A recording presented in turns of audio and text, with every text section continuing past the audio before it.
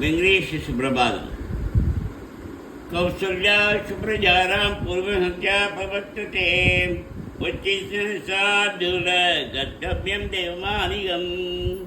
कौसल्या सुप्रजारां पूर्वसंध्या प्रवर्तते उच्चिष्टसाधुल कर्तव्यं देवमानिगम्। उच्चिष्ट गोविंद उच्चिष्ट कदर्चज उच्चिष्ट कमलाकांता त्रैलोक्यं मंगलं गुरु। उच्चिष्ट गोविंद उच्चिष्ट कदर्चय उच्चिष्ट कमलाकांत त्रैलोक्यं मंगलं गुरु। माघ समस्त दिग्नां मधुगैरवारे पक्षो विगामि मनोहर दिव्य मूर्ते श्रीशामिनीश जनप्रियदानशीले श्री वेंकटेश तैरे तव सुप्रभातम्। तव सुप्रभातमरविन्दलोचने भवदत्प्रसन्नमुखचन्द्रमण्डले श्रीशङ्करेण वनिताभिरक्षिते श्रीशैलनाथदैरे जयामिके अत्ययादिसप्तर्षयस्यमुपास्य सन्त्याम् आकाशसिन्धुकमलानि मनोहराणि आताय पादैगमच्छयं प्रपन्ना शेषाद्रिशेखरविभो तव सुप्रभातम्। पञ्चाननाभ्यवविषण्मुगवाशवाद्य चैविक्रमादि सलिलं विपदास्तुवन्ति भाषापदि परदिवासरशुद्धिमार शेषाद्रिशेखरविभो तव सुप्रभातम्। ईश्वर प्रबल सरसीरुगनारिकेल भूगट्टमायि मनोहर बालिकानाम् आवादिमन्दवनिहस्य दिव्यगन्धैः शेषाद्रिशेखरविभो तव सुप्रभातम्। गुण्मीलिनीचैगमोत्तममञ्जरस्था पाट्टावैश्यगदलीफलपायशानि भक्त्या शरीरमनिकेरिसुखापरन्ते शेषाद्रिशेखरविभो तव सुप्रभातम्। तन्तीपगस्य मदरशनया विपञ्च गायत्यनन्तसरिनन्दवनारदोऽपि भाषा समग्रचक्रचरचाररम्यं शेषाद्रिशेखरविभो तव सुप्रभातम्। गङ्गावरीशमरन्तरसानि वित्तजङ्गारगीतनिनैषसेवनाय नित्यात्यबान्धसदृशे कमलोत्तरेभ्यः शेषाद्रिशेखरविभो तव सुप्रभातम्। योषागणे वदति मध्यमाने गोशालयेषु दधिमन्दनजीवनघोषाः रोषात्कलीं कुम्भाः शेषाद्रिशेखरविभो तव सुप्रभातम्। भक्तेशमित्रसभक्तकदारिवर्गाः अर्थं श्रियं कवलयस्य निजाङ्गलक्षम्या वेदे निनादमिविप्तजीवननादम् शेषाद्रिशेखरविभो तव सुप्रभातम्। श्रीमन्नभीष्यवरदाय ललोकबन्धो श्रीश्रीनिवासजगदेकदयेय सिन्धो श्रीदेवदाग्रभुजान्तरदिव्यमूर्ते श्रीवेङ्कटाचलपते तव सुप्रभातम्। श्रीस्वामिपश्चनिकाप्लवनिर्मलाङ्गाः शेयोर्जिनो अरविच्य शनन्तनाभ्या द्वारे वसन्ति वरवेट्य हदोत्तमाङ्गाः श्रीवेङ्कटाचलपते तव सुप्रभातम्। श्रीशेषशैलगदाचलवेङ्कटाचिनारायणाचिविषभाचिविशाचिमज्ञाम् आद्यां ददीयवस्त्रेण संवदन्ते श्रीवेङ्कटाचलपते तव सुप्रभातम्। शिवापराशविसुरेषु स्वामिधर्मरक्षोपुराद बहुमानधनादिनादा पट्टाञ्जलिप्रदर्शनं यशीसदेश श्रीवेङ्कटाचलपते तव सुप्रभातम्। दादीशुदेवगराय मृगादिराज नागादिराज गजराजगयादिराज शस्त्राधिकारमहिमातिकमात्रयान्ते श्रीवेङ्कटाचलपते तव सुप्रभातम्।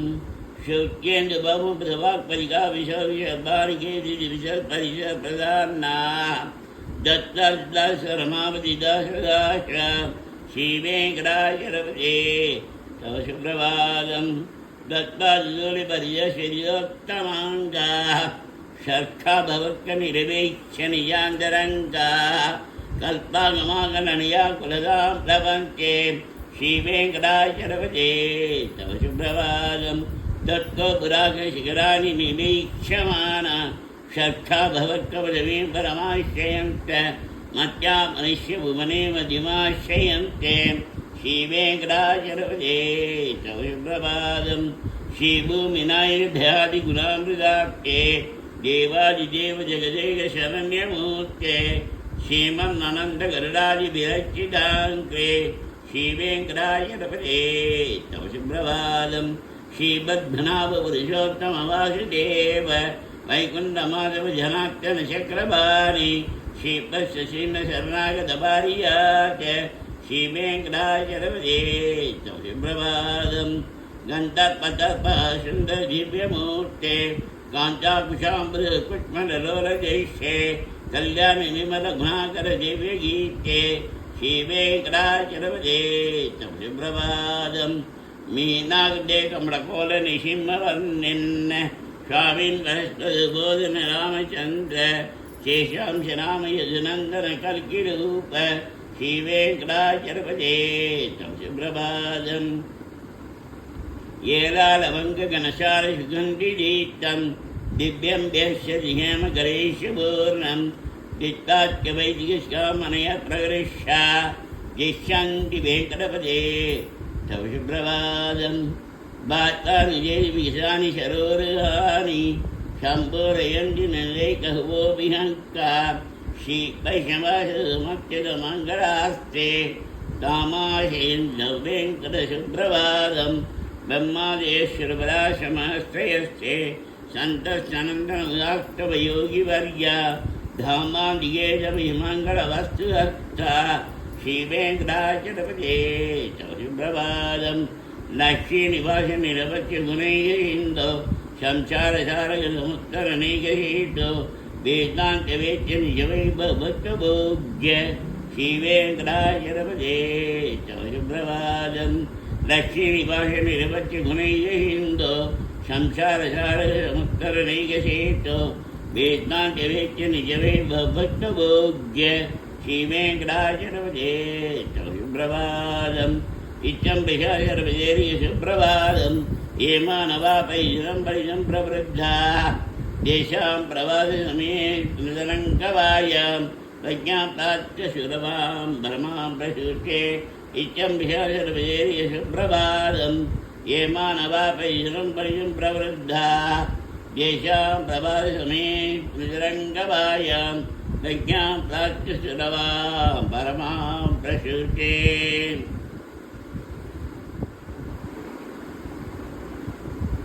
श्री वेंकटेश्वर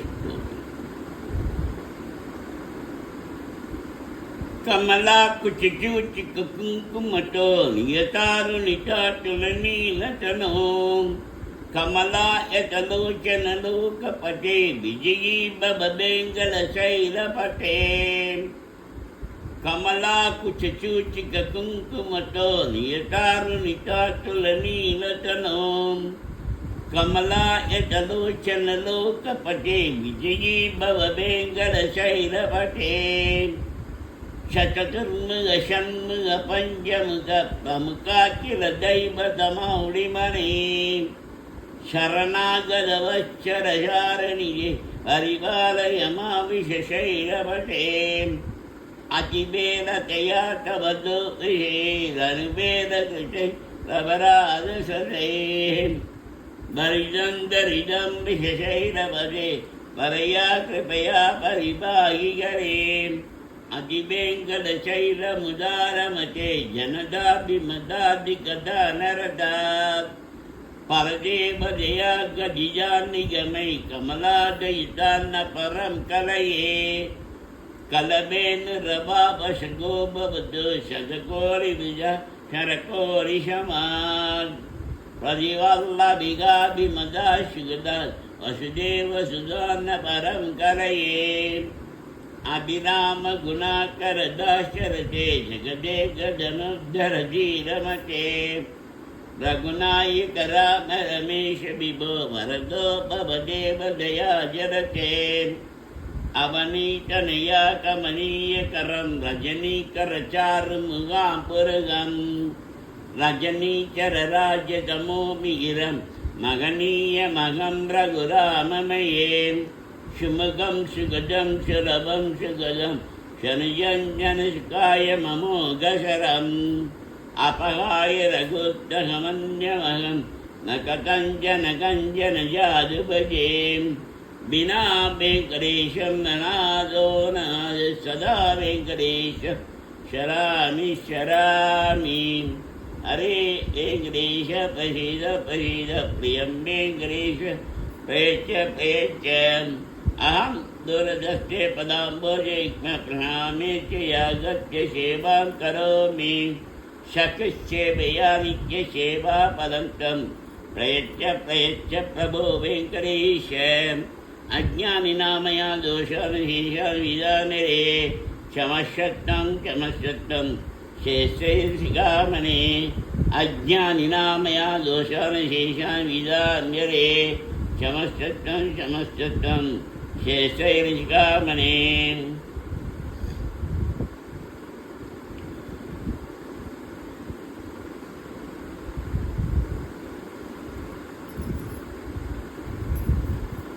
वेंकटेश स्तोत्रम वेंकटेशो वासुदेवः वैद्यं न विलमुक्तम शङ्कर्षणो नित्यं शेषाधिपतिरेव च जनात्यं पद्मनाभो वेङ्कटाचलवासः शिष्यश्च जनादो माधवो भक्तवत्सलः गोविन्दो गौरीकेशकेशवकरशः बराको वामनः शैव नारायणो दश श्रीधर पुण्डरीकाक्षसर्वदेवस्तुतोहरि श्रीनिसिंहो महासिंहसूत्रधाराभ्रानदय रमानादो महीभक्तापुधर पुरुषोत्तमः शौलभुत्रप्रियः शान्तो ब्रह्मादीनां वरप्रद श्रीकेशवबोधाना वैनाशनः श्रीरामो रामवत्नैः वन्दो मोषय बोधा वासो गिरावाय श्रीनिवास पदे अच्युतानंद गोविंदो विष्णुव्यंकटनाय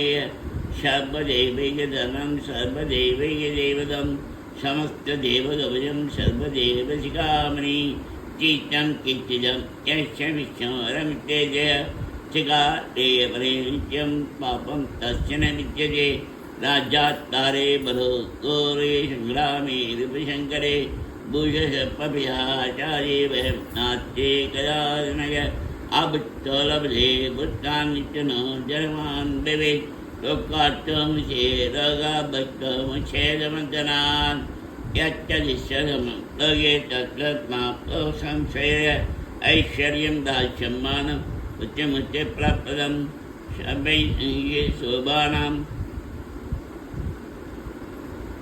मायावी परमानन्दं तथा वैकुण्ठोत्तमं स्वामी पुष्करणी तीरे म्याशमोदिये कल्याणप्रदाताय कामजातप्रदायिने श्रीमद्वेङ्कटनाथाय श्रीनिवासाय मङ्गलम्